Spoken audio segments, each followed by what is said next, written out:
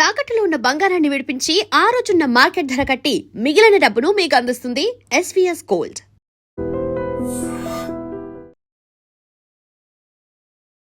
Ladies and gentlemen, welcome to I dream media. నేను Priyadarshan. So చూస్తున్నారు కదా మనతో పాటు ఎవరున్నారు.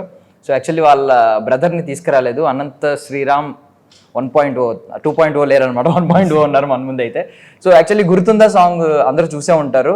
సో రెండు ప్రేమ మేఘాలన్న ఆయనే ఇప్పుడు తొలి వర్షం గురించి మాట్లాడారు.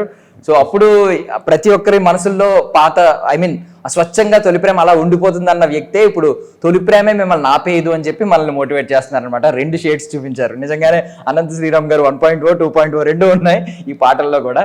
So Chennai love story song అందరూ చూసే ఉంటారు, చాలా పెద్ద హిట్ అయింది. ఆ సందర్భంగా మనం సార్ని అయితే కలిసాం అనమాట. ఒకసారి మాట్లాడాం. సార్ నమస్తే. నమస్తే అండి. బాగున్నారు సార్?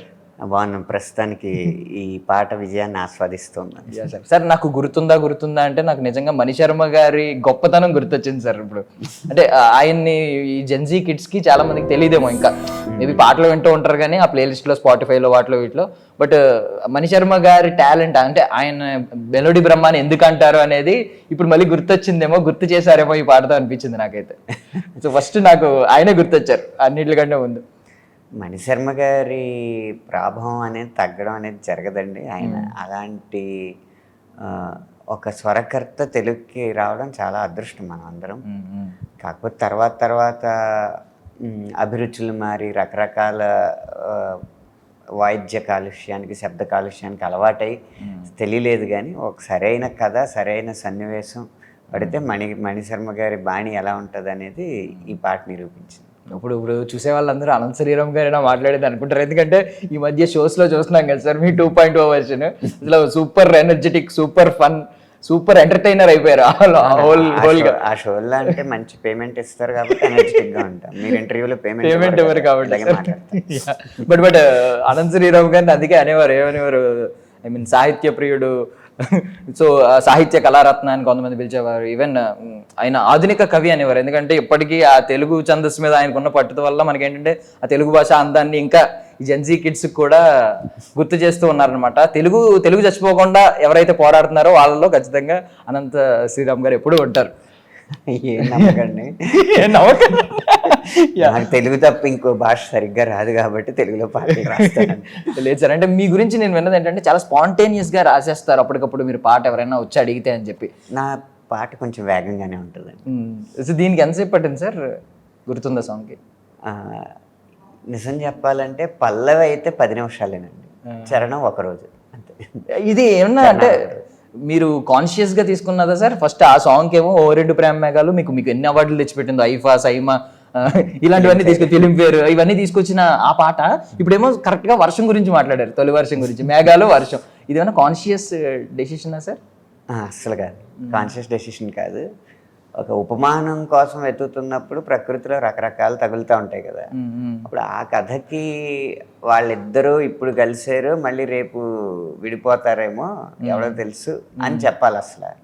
దానికి తీసుకున్న ఉపమానాలు అనమాట. రెండు ప్రేమ గువ్వలు, ప్రేమ పక్షులు అంటే పాత ఉపమానాలే అవి. అప్పుడు నాకు తట్టినప్పుడు రెండు మేఘాలు వచ్చినాయి, రెండు వర్షంగా మారినాయి, కలిసినాయి. ఇప్పుడు అది వరదగా అయ్యి ఒకేసారి సముద్రంలోకి వెళ్తాయా, రెండుగా చీలిపోయి వెళ్తాయా, మధ్యలో ఆవిరైపోతాయి, అది మనకు తెలియదు అని చెప్పడానికి ఆ ఉపమానం అప్పుడు దొరికింది. అలాగే ఇప్పుడు ఫస్ట్ లవ్ గురించి గొప్పది కాదు అని చెప్పాలి అంటే ఫస్ట్ లవ్ తర్వాత ఇంకో లవ్ ఉంటుందన్న కాన్ఫిడెన్స్ ఇవ్వాలి కదా. అందుకు మీకు ఫస్ట్ రెయిన్ గుర్తుందా? మొదటి వర్షం కురిసిన తర్వాత ఆకాశం నుంచి ఇంకా వర్షం పడకుండా ఏం లేదు కదా. ఇది అంతే అన్న ఉపమానం తట్టింది, అంతే. కాన్షియస్ గా తీసుకున్నది కాదు. బట్ అంటే నాకు కరెక్ట్ గా సింక్ అయింది. నిజంగా ఏదో సీక్వెల్ సాంగ్ వచ్చిన ఫీలింగ్ వచ్చింది. అంటే అద్భుతమైన. అయితే బేబీకి సీక్వెల్ అయితే కాదండి. అంటే ఫస్ట్ ఆఫ్ ఆల్ ఒకసారి ఆ పాట పాడండి సార్. అందరూ లాస్ట్ లో పాడిస్తున్నారు, ఎండింగ్ లో నేను ముందే పాడేస్తే ఎప్పుడు కావాలంటే అప్పుడు అలానేం కదా. అయ్యో, గురుతుందా నువ్వు తడిసిన తొలి వర్షం, అది వెలసిన తరువాత ఆగిందా ఆకాశం. గురుతుందా వెలిగించిన తొలి దీపం, అది ఆరిన తరువాత మసకైందా ఈ లోకం, జల్లులో హాయిని చూడాలంతే, వెలుగులో అందం చూడాలంతే, అది తొలిదా మలిదా నీకెందుకే, తొలి ప్రేమే తోపు కాదే అమ్మడు, నీ లైఫ్నే ఆపలేదే ఎన్నడు. Super sir, super. అంటే అంటే మీరు సాహిత్యం వైపే అడుగులేసారు కానీ ఎప్పుడు స్వరం వైపు ఎప్పుడు అడుగులేయలేదు, ఎందుకు సార్? ఎందుకు ఉన్నారు కదా అద్భుతంగా పాడేవాళ్ళు, వాళ్ళని చెడగొట్టడం ఎందుకు మనం.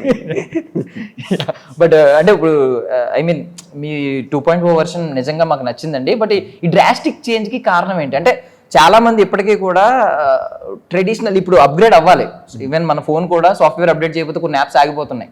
సో అప్గ్రేడ్ అవ్వాలి, బట్ కొంతమంది ఫోర్స్ఫుల్గా అవ్వాల్సి వస్తుంది ఎందుకంటే ఆడియన్స్కి నచ్చాలి అని చెప్పి. మీ విషయంలో ఏం జరిగింది, ఎందుకు ఈ అప్గ్రేడ్ ఇంత డ్రాస్టిక్ చేంజ్? మొత్తం అవుట్లుక్స్ నుంచి మొత్తం మారిపోయారు, మొత్తం అసలు డ్రెస్సింగ్ అన్నీ. అదేంటంటే ఇప్పుడు ప్రజల జ్ఞాపక శక్తి అని, అంటే సమాజం కలిపి ఉమ్మడి జ్ఞాపక శక్తి అనేది 6 నెలలు ఉండేదని పొలిటీషియన్స్ చెప్తూ ఉండేవారు. ఇప్పుడు ఆ ఉమ్మడి జ్ఞాపక శక్తి అంటే కలెక్టివ్ మెమరీ ఆఫ్ పీపుల్ అంటారు కదా, ఆ ఉమ్మడి జ్ఞాపక శక్తి 2 వారాలకు పడిపోయింది. అంటే 6 నెలలు జ్ఞాపక శక్తి ఉన్నప్పుడు అటెన్షన్ అనేది కనీసం 10 నిమిషాలు ఇవ్వగలిగేవారు. అంటే ఒక పాటని 6 నిమిషాల పాట చూసినా వాళ్ళకి బోర్ కొట్టేది కదా. పాటలు 3.5 నిమిషాలకు వచ్చేసినాయి. ఈ సమయంలో తర్వాత రీల్స్ యుగం వచ్చేటప్పటికి అది నిమిషంన్నరకి పడిపోయింది. ఆ నిమిషంలో మనం అద్భుతమైన మాటలు చెప్పి లేకపోతే భావగర్భితమైన కవిత్వం చెప్తూ ఉంటే వాళ్ళు మధ్యలో పైకో పక్కకో తిప్పుతున్నారు. ఎందుకంటే అంత పాముడు కార్యక్రమాలే కదా ఇప్పుడు, అంత ఇటో పామాలే, ఒక్క వేలికే పని చెప్తున్నారు. సో ఆ క్రమంలో ముందు దృశ్యం అనే చోట అటెన్షన్ లేకపోతే మనం చెప్పే విషయం ముందుకెళ్దు. అది గమనించి చేసే విన్యాసాలు ఇవన్నీ. అంటే నార్మల్లీ కొంతమందికి ఇది భావన ఉంటుంది. ఒకప్పుడు రోజుల్లో చూసుకుంటే 10 మంది దృష్టిలో 10 మందితో గౌరవించబడాలి. జస్ట్ ఏంటంటే మిమ్మల్ని ఎంతో మంది ఎన్నో వేదికలపై సన్మానించిన సందర్భాలు ఉన్నాయి. ఇప్పుడు సరదాగా ఏంటంటే ఇది స్క్రిప్టెడ్, అందరికీ తెలుసు. షోల్లో సరదాగా మీ మీదే కౌంటర్ వేస్తూ ఉంటారు. మీరు రివర్స్లో మీకున్న భాషా పరిజ్ఞానానికి మీరు రివర్స్లో ఎలాంటి కౌంటర్ అన్నీ వేయగలరు, తిప్పి వేయగలరు. బట్ ఇదేమైనా మీకు ఎక్కడైనా ఎవరైనా మిమ్మల్ని అపోజ్ చేయడం కానీ చెప్పడం కానీ, మాట మీ బంధువుల్లో కానీ ఎందుకు అలాగా, ఐ మీన్ సరదాగా చిన్నపిల్లలతో కూడా జోక్స్ వేయించుకుని ఎందుకు అలాంటిదని ఎప్పుడైనా ఇనిషియల్ డేస్లో అన్నారా సార్ ఎవరన్నా? అన్నారండి. మీరేం చెప్పారు సార్ సమాధానం? నాకేమో అది ఇబ్బంది కానప్పుడు నేను ఎందుకు ఆపుతాను. చిన్నపిల్లలతో చిన్నపిల్లల్లా ఉండడంలో తప్పులేదండి, కానీ దానికి ఒక కారణం ఉంది. ఇప్పుడు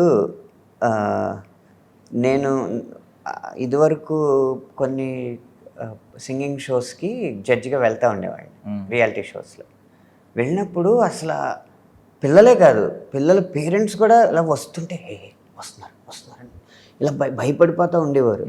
నేను ప్రాక్టీస్లో వాళ్ళ పాటలు వింటే అద్భుతంగా పాడేవారు. ఇక్కడికి వచ్చేటప్పుడు మా ఎదురుగుండా పాడుతుంటే దాంట్లో ఒక 80% కూడా వచ్చేవారు కాదు. కారణం ఏంటంటే ఎవడో పెద్ద రాక్షసుడు ఉన్నాడు అక్కడ, ఒక భూతం ఉంది జడ్జి రూపంలో, ఆడు తినేస్తాడు అన్న ఈ గౌరవం అన్నది భయం వైపు నడిపించేసింది అన్న. అలా ఒకళ్ళ ఆత్మవిశ్వాసాన్ని దెబ్బతీసే గౌరవం నాకొద్దు. నన్ను గౌరవించడం వల్ల వాళ్ళ పూర్తి స్థాయి ప్రదర్శన ఇవ్వలేకపోతే నా గౌరవమును నాకున్న అనుభవం నాతో వాళ్ళకి అన్యాయం చేసినట్టే అనిపించింది.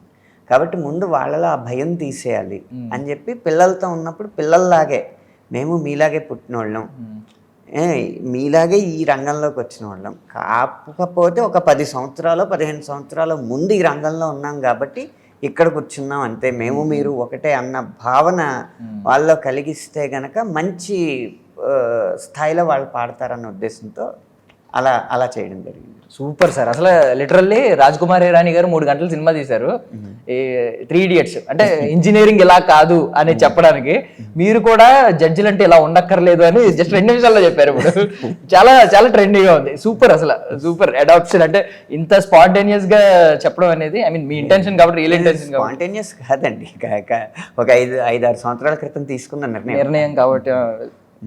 Super sir, super. అండ్ మీ ఒకసారి 2 దశాబ్దాలుగా మీరు మీ చరిత్రలో చూసుకుంటే నాకు నచ్చిన కొన్ని సందర్భాల గురించి అడుగుతాను. ఈవెన్ మీరు MIHSV గురించి మాట్లాడుతుంటే విన్నాను. నాకు ఇప్పటికీ అది మోస్ట్ ఫేవరెట్ ఫిల్మ్. ఆ సాంగ్స్ ఆల్బమ్ ని ఇప్పటికీ నేను పక్కన పెట్టలేను, ఎప్పుడైనా నేను వింటూనే ఉంటాను. సో ఎందుకు అంత చేంజ్ తీసుకొచ్చిందని మీరు మీ లైఫ్లో అనుకుంటున్నారు సార్?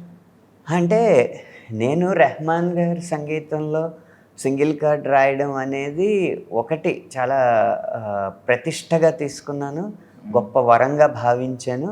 దాంతో ఏదో అలతి పదాలని నమ్ముకోకుండా ఈ బాణీలకి ఎలాంటి పదాలు వేయాలో అలాంటి పదాలు వేసి ఒక కొత్త అనుభూతి, ప్రేమ పాటల్లోనే ఒక కొత్త అనుభూతి తీసుకురావాలన్న ప్రయత్నంతో, సంకల్పంతో మొదలుపెట్టిన ఆల్బమ్ అది.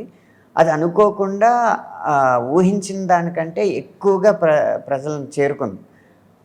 అది అంత గొప్పగా చేరుకుందనడానికి మొదటి నిదర్శనం ఏంటంటే, నా క్లోజ్ ఫ్రెండ్సే, నాకు అత్యంత ప్రాణ స్నేహితులే మొదటిసారి విని అస్సలు బాగోలేదు, ఏం అర్థం కావట్లేదు, ప్రేమ పాటలు ఇలా కాదు కదా, హ్యాపీగా ఇలా ఉంటాయి కదా అని ఆ ముందు వచ్చిన ప్రేమ పాటలు వినిపించి ఇలా చెప్తే అనుకున్నాను, ఓకే కొత్తదనం అయితే ఉంది, నేను అనుకున్నది వచ్చింది అని. అలా నెమ్మదిగా స్లో పాయిజన్లో అలా ఎక్కేసింది. అయితే ఏమైందంటే, అలా ప్రేమ పాటల్ని వేరే కోణంలో చూపించేటప్పటికి అప్పుడున్న యువ దర్శకులు ఆకర్షితులయ్యారు. ఎందుకంటే కొత్త సినిమా ఎవరికైనా బడ్జెట్ తక్కువ ఉంటుంది, తక్కువ బడ్జెట్లో ప్రజల్ని ఎక్కువ రీచ్ అవ్వాలంటే ప్రేమ కథలే వాళ్ళకి శరణ్యం. వాళ్ళు చెప్పాలనుకున్న యాక్షన్ ఎలిమెంట్ అయినా లేకపోతే ఇంకో ఎలిమెంట్ అయినా ప్రేమ కథల ద్వారానే చెప్పడానికి ప్రయత్నిస్తూ ఉంటారు. అలాంటి వాళ్ళు ఎక్కువ సంప్రదించడం జరిగింది. అలా వరుసగా ప్రేమ పాటలు వచ్చేటప్పటికి MIHSV ఎలాగో రాసింది కాబట్టి అలా రాయకూడదు కదా, మళ్ళీ దానికంటే భిన్నంగా ఎలా రాయొచ్చు, మళ్ళీ దానికంటే భిన్నంగా ఎలా రాయొచ్చు, అలా రాసుకుంటూ వచ్చా. ఉదాహరణకు మీకు ఇంకేం కావాలి పాట ఉందనుకోండి, అందులో ప్రాసతో విన్యాసం చేసినా కూడా అన్ని తెలుగు పదాలు ఉంటే ఏదో బంగారం ఉంటుంది, కానీ అది నగవ్వాలంటే ఎక్కడో అక్కడ రాగి ఉంటేనే ఈ పాట నిలబడుతుందని, నీ ఎదుట నిలబడు చనువే వీసా ఇలాంటి పెట్టి ఆ పాట యొక్క ఫ్లేవర్ మార్చడం జరిగిందనమాట. అలా ప్రేమ పాటల్లో చేసిన ప్రయోగాల వల్ల ఓన్లీ ప్రేమ పాటలే రాయగలడు అన్న ఒక ముద్ర వేసేసారు. మళ్ళీ దాని నుంచి ఒక 4 సంవత్సరాలు పట్టింది బయటికి రావడం, 4-5 సంవత్సరాలు పట్టింది. పట్టి సర్కారు వారి పాట ఆల్బమ్ మీద గట్టిగా కూర్చుని మమం మహేష కానీ, కమాన్ కళావతి కానీ ఇలాంటి చాట్ బస్టర్స్ ఇచ్చిన తర్వాత, ఆ వెంటనే దానికి ముందు వచ్చిన యా జై బాలయ్య కానీ, దిగు నాగా కానీ, ఈ పాటలన్నీ రావడం వల్ల ఒక్కసారిగా ఆ మాస్ జానరాలోకి మళ్ళీ నేను అడుగు పెట్టడం జరిగింది అనమాట. సో మిమ్మల్ని మీరు మళ్ళీ ఎప్పటికప్పుడు ప్రూవ్ చేసుకోవాల్సిన సందర్భం వస్తుంది, మార్చి నేను అన్ని రోడ్లలో ప్రయాణం చేయగలను అని. ఎందుకంటే మీకు MIHSV ముందు రబ్బరు గాజులు కానీ, పరారే కానీ, చిన్నదో వైపు పెద్దదో వైపు కానీ, మనకన్నా పొడిచే మనగాడే లేడమ్మో కానీ, ఇలా ఎన్నో మాస్ పాటలు హిట్లు ఉన్నాయి. యంగి అమ్మ ఒకటి, ఇలాంటి ఆల్బమ్స్ రాసిన తర్వాత అప్పుడు ఆ వైవిధ్యం నాకు చాలా బాగా అనిపిస్తూ ఉండేది. ఒక్కసారి MIHSV సృష్టించిన ప్రపంచం వల్ల వరుసగా ప్రేమ పాటలు రావడంతో ఏంటి ఒకే దారిలో ప్రయాణిస్తుంది. పాటల సంఖ్య తక్కువ లేదు, పారితోషికానికి ఏం లోటు లేదు, గౌరవానికి ఏం లోటు లేదు, కానీ రాస్తున్నప్పుడు వైవిధ్యం లేకపోతే అయ్యే మళ్ళీ ఎన్నిసార్లు రాస్తాం ఇద్దరు ప్రేమించుకుంటే అన్న ఇది వచ్చినప్పుడు నేను తీసుకున్న నిర్ణయం అన్నమాట. సూపర్. అంటే ఎంతమంది ముందుకు వచ్చి అందాలు చల్లుతున్నా కార్తిక్ జెస్సీ వెంటే పడినట్టు మీ పాటలకు కూడా ఎన్ని పాటలు వచ్చినా ఆ స్థానం అలాగే ఉంటుంది సార్ మా దగ్గర. ఉండొచ్చు. ఇప్పుడు ప్రేమ పాటలకి ఎలా అయితే ప్రత్యేకత చూపించగలము, మాస్ పాటల్లో కూడా అదే ప్రత్యేకత చూపించగలం, అది నేను అనేది.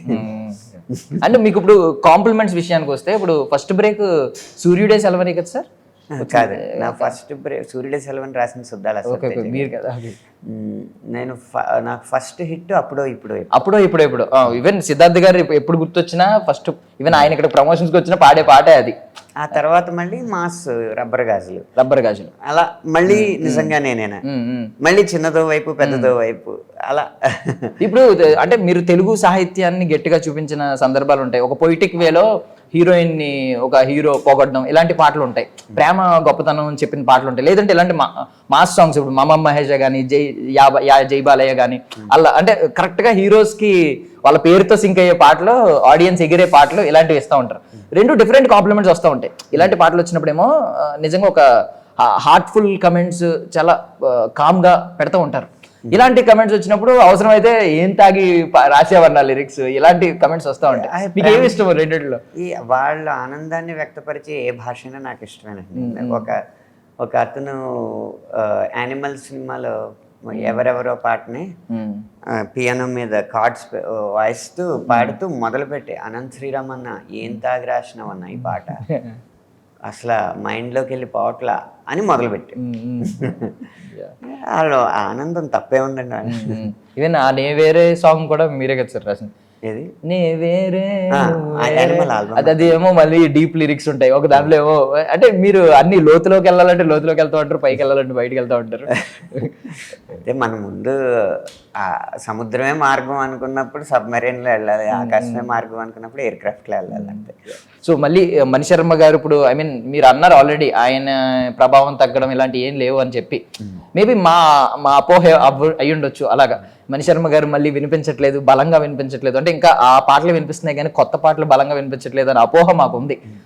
పోనీ మా అపోహ గురించి చెప్పండి, అసలు ఏమంటారు? ఇప్పుడు మణిశర్మ గారు ఈ సినిమా తర్వాత ఏమన్నా బలంగా వినిపించే సందర్భాలు ఉంటాయి అంటారు ఇక్కడ నుంచి? నేను భవిష్యత్తు చెప్పగలిగేవాడిని కాదు, కానీ సరైన కథ సరైన సన్నివేశం వస్తే మణిశర్మ గారి బాణి బలంగా వినిపిస్తుంది, బల్లకు గుద్దినట్టు కూడా వినిపిస్తుంది. అందులో ఏ సందేహం లేదు. నైస్. సో మళ్ళీ మీ ఏమై చేసేవే రిపీట్ అవుతుంది, మళ్ళీ మాయ చేయబోతున్నారు పెద్దతో. సో ఏంటి సార్, రారా రైరా సాంగ్ పెద్ద హిట్ అయింది అది కూడా. So 2 black busters back to back ఉన్నాయి. ఇప్పుడు మీకు గుర్తుందా ఉంది, రారా రైరా ఉంది, 2 డిఫరెంట్ జానరాస్. ఈ సంవత్సరం శశిరేఖతో మొదలైందండి. ఇప్పుడు అది 100 మిలియన్ వైపు వెళ్తుంది. తర్వాత రై రై రారా వచ్చింది, ఇప్పుడు గుర్తుందా వచ్చింది. మళ్ళీ రేపు పెద్ద ఐటమ్ సాంగ్ రావచ్చు, విడుదల కావచ్చు. ఆ తర్వాత ఎన్నాళ్ళకో తెలియదు కానీ స్పిరిట్ విడుదలవుతుంది. మంచి మంచి సినిమాలు, మంచి మంచి పాటలు వరుసగా వస్తున్నాయి. భగవంతుడి కృపతో ఏది ఎంత విజయం సాధిస్తుంది అనేది వేచి చూడాలి. అంటే స్పిరిట్ గురించి ఇందాక మీరు మాట్లాడుతూ చెప్పారు ఏదో, అంటే మీ పాటలు ఏ బాణిలో ఉంటాయి అనేది ఒక చిన్న హింట్ ఇచ్చారు. సో ఒకసారి మళ్ళీ మా ఆడియన్స్కి చెప్పండి సార్. స్పిరిట్ మా గొప్ప క్లాసిక్ ఆల్బమ్ అవుద్దండి. కథ మాత్రం మాస్కి పై రేంజ్లోనే ఉంటుంది. అంటే మీకు కొన్ని సందర్భాలు చెప్తా ఉంటారు కదా పాటకు ముందు, మొత్తం కథ చెప్పారు సార్? కొన్ని సందర్భాలు చెప్పారు మీకు? అప్పుడు వరకు మేము పాటలు మొదలు పెట్టే టైంకి ఆయన దగ్గర ఎంత స్క్రిప్ట్ ఉందో ఆ స్క్రిప్ట్ చెప్పారు. తర్వాత ఇంకా ఇప్పుడు కూడా డెవలప్ అయింది. నైస్. సో ఓకే, ఇంకా మేము ఎక్కువ అడిగితే మళ్ళీ మీరు ఇబ్బంది పడతారు, చెప్పరు కాబట్టి ఒకసారి దీని గురించి అడుగుదాం సార్. దీని గురించి మాట్లాడుకుంటే ఏమనిపించింది సార్ మీకు బేబీ సినిమా మీ లైఫ్లో? అది కూడా మంచి మీ మెమరబుల్ ప్రాజెక్ట్స్లో అది కూడా మంచి మెమరబుల్ ప్రాజెక్ట్. ఇది దాన్ని అంటే పాత దాన్ని చెరపమని అనట్లేదు కానీ దాన్ని తలదన్నేది అవుతుందని అంటారా, ఏమంటారు? బేబీ సినిమాకి నేను ఒక్క పాట రాసానండి. చెన్నై లవ్ స్టోరీని ఒక్క పాట కూడా వదలకుండా రాశాను. కాబట్టి నేను ఏ స్థాయి ఫలితాన్ని ఊహిస్తున్నానో మీరే అంచనా వేయచ్చు. మొత్తం హోల్ ఆల్బమ్ లో మీ ఫేవరెట్ గుర్తుందా సార్? ఇంకా ఏమన్నా గుర్తుందా? శాంపిల్ మాత్రం, గొప్పలుగా దాచడం కాదు, కేవలం దాచడం కాదు, కుప్పలుగా దాచాం. ఓకే, అంటే ఇది కాకుండా ఇంకా ఫేవరెట్ ఉన్నాయి మీకు? దాన్ని మించి ఒకటి. ఈసారి అంటే మీరు బేసికలీ ఇంత ఈ స్థాయిలో ఉన్న వ్యక్తులు అవార్డులు ఇవి ఎక్స్పెక్ట్ చేయరు, కాకపోతే మీకు వచ్చే కాంప్లిమెంట్స్ చెప్తూ ఉంటాయి. ఈసారి ఖచ్చితంగా ఇది నేషనల్ అవార్డుకి వెళ్ళే ఛాన్స్ ఉంది, ఇది ఇలా ఉండదు అని అలాంటివి ఏమైనా వినిపించినాయా?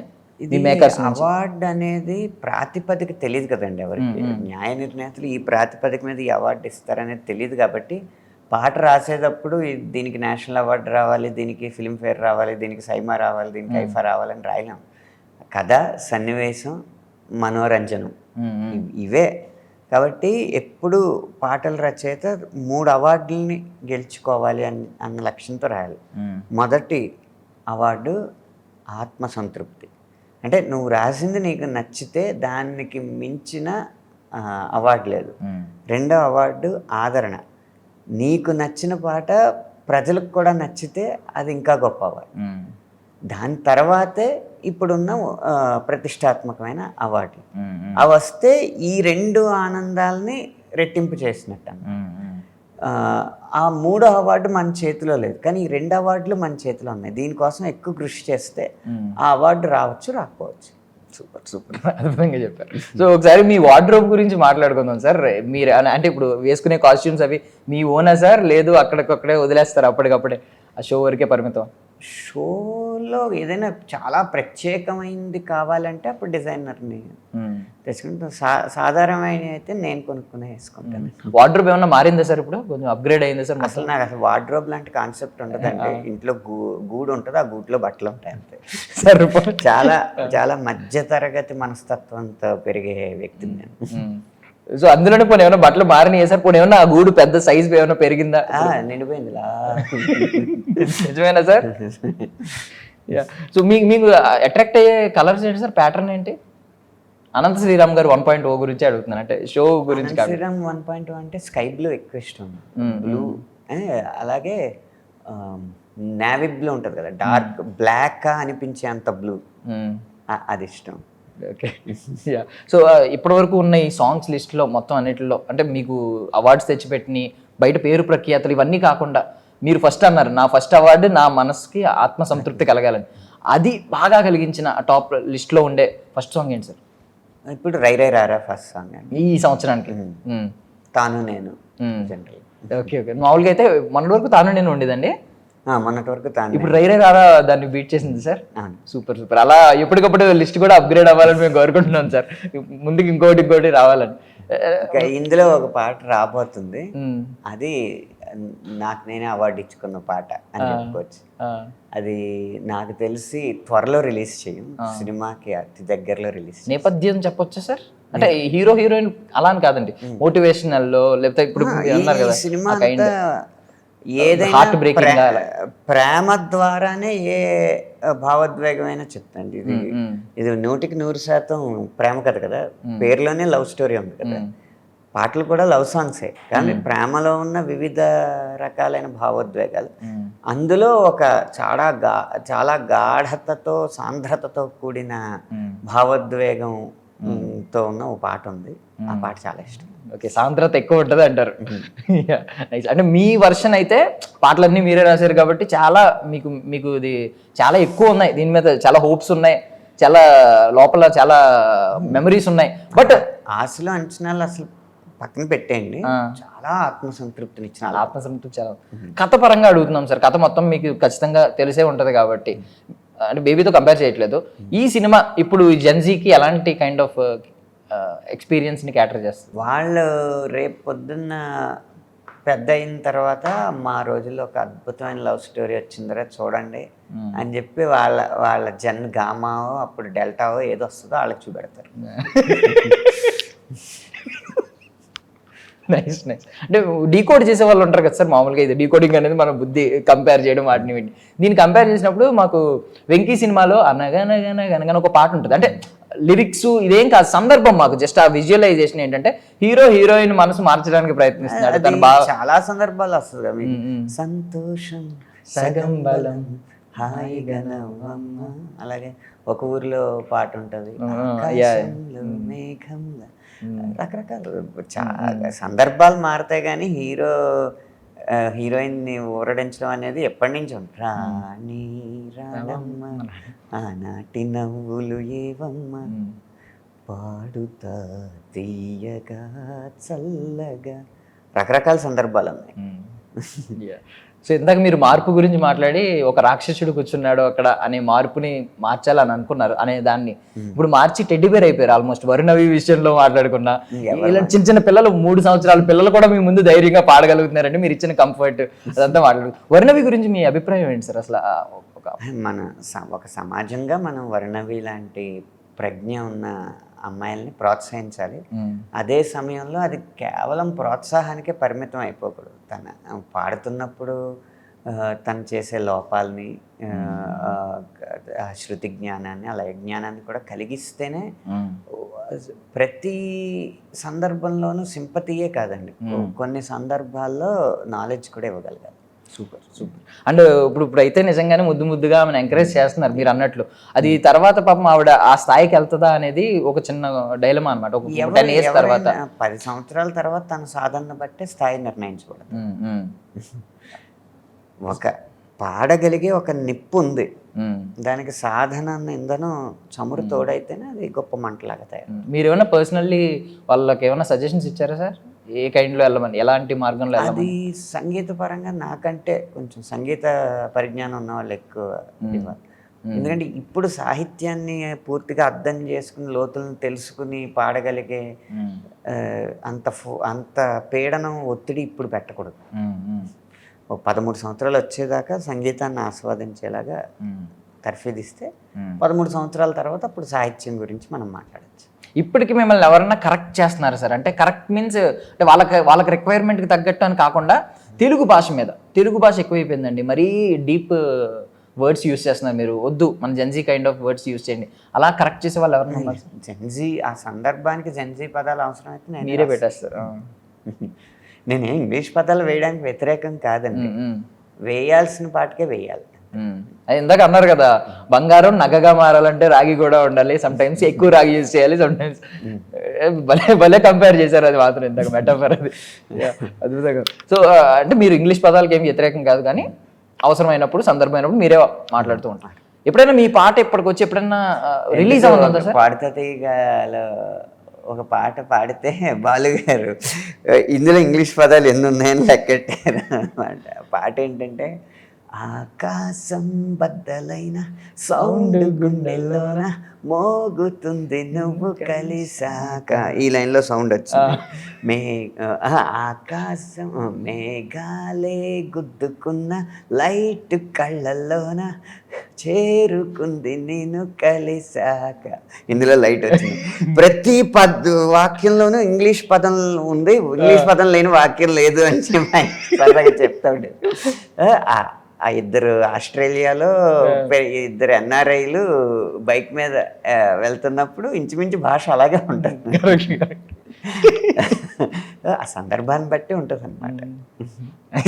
అంటే మీరు ఏమై చేసేవాళ్ళు, విన్నావే వేల వీణల సంతోషాల సంకీర్తనలు అన్నప్పుడు నా ఇమాజినేషన్ నిజంగానే నిజంగా ఆ టైంలో ఏ అబ్బాయి అయినా అంత వెయిటింగ్ పీరియడ్లో ఉన్నప్పుడు అమ్మాయి యాక్సెప్ట్ చేయదు అనుకున్నప్పుడు చేసిందంటే అలాగే అనిపిస్తుంది. బట్ మీరు ఈ సందర్భాన్ని మ్యూజిక్ ప్రపంచంలో ఆలోచిస్తే నిజంగా ఈ రోజులు ఉన్నాయా సార్? 1000 వీణలు ఒకేసారి వాయించి రికార్డింగ్ చేసి ఉందా సార్? లేదా ఏ వచ్చేయడం వల్ల, టెక్నాలజీ బాగా అప్గ్రేడ్ అయిపోవడం వల్ల ఏ అనేది మ్యూజిక్ని ఎప్పుడు ఏం చేయలేదండి. అది ఇప్పుడు ఒక 100 వైలన్లు ఓ చోట వాయిస్తున్నారు అనుకోండి, 100 మంది యొక్క భావోద్వేగం అది, లేదా 100 మంది యొక్క మేధస్సు, ఇంత కలిసి 100 మీకు ఏఐ అనేది ఒక టూల్, అంతేగాని అదొక మంత్రదండం కాదు. టూల్ అంటేనే అది డేటాని ఆధారంగా చేసుకుని చేస్తుంది. మీరు ఇప్పుడు ఇవాళ కొట్టండి, కావాలంటే ఇప్పుడే కొట్టండి, మీ మెటాఓ మీ చాట్ జీపీటీయో ఏదో ఉంటుంది కదా మీ ఏఐ, దాన్ని అడిగి నాకు ఎడమ చేత్తో పుస్తకం మీద పెన్ను పెట్టి రాసే ఒక మనిషి బొమ్మ ఇవ్వు అని కొట్టండి, అది ఇవ్వదు. ఎన్నిసార్లు చూసినా మీకు కుడి చేత్తో రాసే మనిషి బొమ్మ మీరు ప్రేక్షకులు మీరు కూడా ప్రయత్నించవచ్చు. ఎన్నిసార్లు మీరు కొట్టినా కుడి చేత్తో రాసే మనిషి బొమ్మ ఇస్తుంది. కారణం ఏంటంటే ఏఐ అనేది డేటా, సమాచారాన్ని ఆధారంగా చేసుకుని ఆ పర్మిటేషన్ కాంబినేషన్స్లో మనకి రిజల్ట్స్ ఇస్తూ ఉంటుంది. దాని దగ్గర ఆ ఎడం చేత్తో రాసే వ్యక్తుల డేటా కావాలంటే ఎప్పుడో మహాత్మా గాంధీ దగ్గర నుంచి తీసుకురావాలి, అన్ని పిక్స్ దొరకవు. కుడి చేత్తో రాసే వాళ్ళే 99% పైగా దొరుకుతాయి. ఈ 1% అది ఎలా భావిస్తుంది? మిస్లీనియస్ కింద భావిస్తుంది. దీన్ని రియల్ డేటాగా భావించదు అనమాట. ఓకే, కానీ ఒక చిత్రకారుడు ఉన్నాడు, ఎడం చేత్తో పెన్తో బుక్ మీద రాసే మనిషి బొమ్మ వేయంటే అలాగే వేస్తాడు. ఎందుకంటే వాళ్ళ ఒక ఎమోషన్ ఉంది, ఒక మేధస్సు ఉంది. అలాంటిది ఒక్కడు చేసే పనే చేయలేనప్పుడు 100 మంది సంగీతకారులు ఒక చోట కూర్చుని వాయిస్తే వచ్చే భావోద్వేగాన్ని ఎక్కడి నుంచి తీసుకొస్తుంది? ఏమీ చేయలేదు. అందుకే సృజనాత్మకతను నమ్ముకున్న ఎవ్వడూ కూడా ఏఐని చూసి కొంచెం కూడా భయపడాల్సిన అవసరం లేదు. ఎవరైతే సృజనాత్మకత కాకుండా కేవలం యాంత్రిక జీవనానికి అలవాటు పడ్డారో, వాళ్ళ ఆదాయం యాంత్రిక విధానంలోనే వస్తుందో వాళ్ళు మాత్రం ఏం చూసి ఖచ్చితంగా భయపడచ్చు. Super super sir. ఒక కాంట్రవర్సీ గురించి అడుగుతున్నాను, బట్ అంటే నాకు అర్థమైంది. అర్థం కాని వాళ్ళు కొంతమంది వాళ్ళ క్లారిటీ, కాంట్రవర్సీ కావాలి లేదు అలా అని కాదు. మ్యాటర్ ఏంటంటే బేసికల్లీ మీరు చెప్పిన ఆన్సర్ నాకు అర్థమైంది. పావని పుత్రుడు అని మీరు ఎందుకు అన్నారంటే, అప్పుడు ఆయన సరస్వతి పుత్రుడు అనేది సంగీత నేపథ్యం కాంటెక్స్ట్ లో పెట్టుకోలేదని ఆయన క్లియర్లీ చెప్పారు.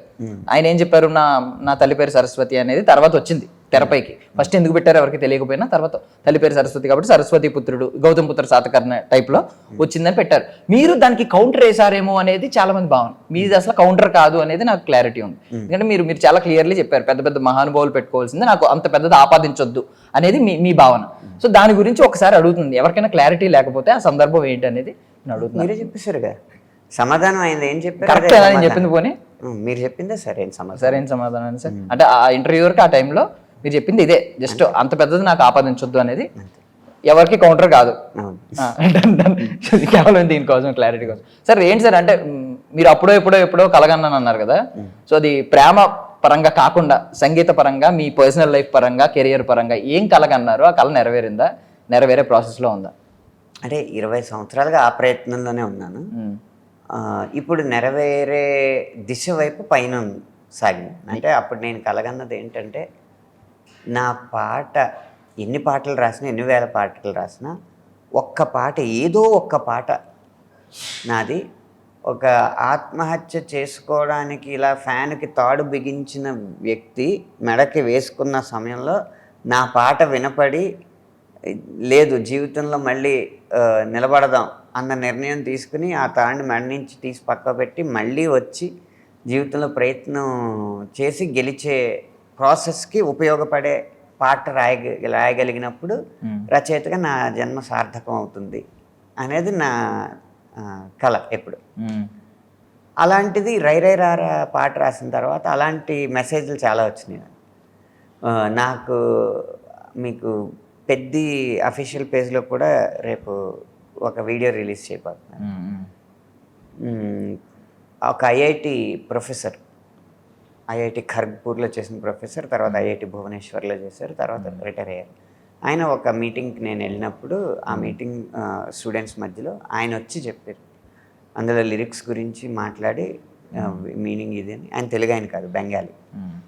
తెలుసుకుని ఇది మీనింగ్ తెలుసుకుని మాటలు చెప్పింది ఏంటంటే, 60 ఏళ్ళు దాటిన నాకే ఈ పాట విన్న తర్వాత ఏంటి నేను ఇంకా ఇలా కూర్చున్నాను, నేను ప్రయత్నం చేయాలి అన్న స్ఫూర్తి కలుగుతుంది.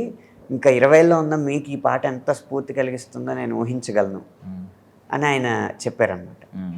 అట్లీస్ట్ నిస్పృహ నుంచి ఉత్సాహం వైపు నిరుత్సాహం నుంచి ఉత్సాహం వైపు నడిపించే ప్రయత్నం జరిగింది కదా, నేను అనుకున్న దారి పడుతుందని ఇప్పుడు అనిపిస్తుంది. సూపర్. ఆ సందర్భం మీకే ఏమనిపించింది అంటే, మీ పర్సనల్ సందర్భం ఒకటి ఉంటుంది కదా సార్, ఇమాజిన్ చేసుకోవడానికి. మేకర్ ఒక కథ చెప్పి ఇది సందర్భం అని చెప్పినప్పటికీ కూడా మీ పర్సనల్ మోటివేషనల్ పాయింట్ ఒకటి ఉంటుంది కదా సార్, ఇది తీసుకొద్దాం, ఇది యాడ్ చేద్దాం అని చెప్పి, ఏముంది సార్ అందులో? ఏం లేదు, అంటే బేసిక్గా గత 10 సంవత్సరాలుగా హీరో ఇంట్రడక్షన్ సాంగ్స్లో ఎంటర్టైన్మెంటే ఎక్కువయ్యి ఎన్లైటైన్మెంట్ తక్కువైందని అనిపించింది. కరెక్ట్గా ఈ సినిమా కథకి కుదిరింది. అది కుదిరితే అంతే. నిజం చెప్పాలంటే కోతికి కొబ్బరి చెప్పు దొరికినట్టే. అలాంటి అద్భుతమైన సందర్భం దొరికినప్పుడు రెచ్చిపోవడం, అదే జరిగింది. Super super sir. రై రై రారా అన్నట్టు మీరు కూడా రై రైమంటూ మీ కెరియర్ ఇంకా ముందుకు వెళ్ళాలని కోరుకుంటున్నాం సార్. ఎన్నో పాటలు, బికాస్ అంటే మీ గురించి కాదు, మీ పర్సనల్ సక్సెస్ కోసం కాదు, కానీ ఎన్నో పాటలు మమ్మల్ని ఈరోజు అన్నారు, అలాంటి సందర్భాల నుంచి బయటకు లాగింది, అలా నిరుత్సాహంలో ఉన్న వాళ్ళకి ఉత్సాహాన్ని ఇచ్చింది, వాళ్ళకి ఒక ఎన్లైటన్మెంట్ ఇచ్చింది అని చెప్పి, అలాంటి సందర్భాలు ఎన్నో క్రియేట్ అవ్వాలి ఇన్ ఫ్యూచర్ అని కోరుకుంటున్నాను sir. Thank you so much for existing and for hour interview, for valuable time. Thank you sir. Thank you. That's all for now. This is Darshan signing off. And for more videos, Please subscribe to iDream channel. Subscribe to iDream Media. Please subscribe to iDream. Please subscribe to iDream. Please subscribe iDream. And please subscribe to iDream. For more videos, subscribe to iDream. please like, share, and subscribe to the channel. Congratulations, iDream. Subscribe to iDream. Subscribe to iDream. So subscribe to iDream Media. iDream की iDream team अंदर की huge congratulations. Please subscribe iDream Media. Please subscribe to iDream. Subscribe iDream. Please subscribe to iDream. iDream అంటే నా కళల channel subscribe చేసుకున్న నోరు తిరుగుతలేదు.